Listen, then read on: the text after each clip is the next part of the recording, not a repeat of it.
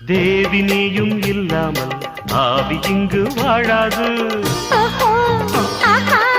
உண்மைதானா? 7 ஜென்மம் போனாலும் இந்த பந்தம் போகாது. உன்னை என்று வேறு பெண்ணை உள்ளம் தேடாது.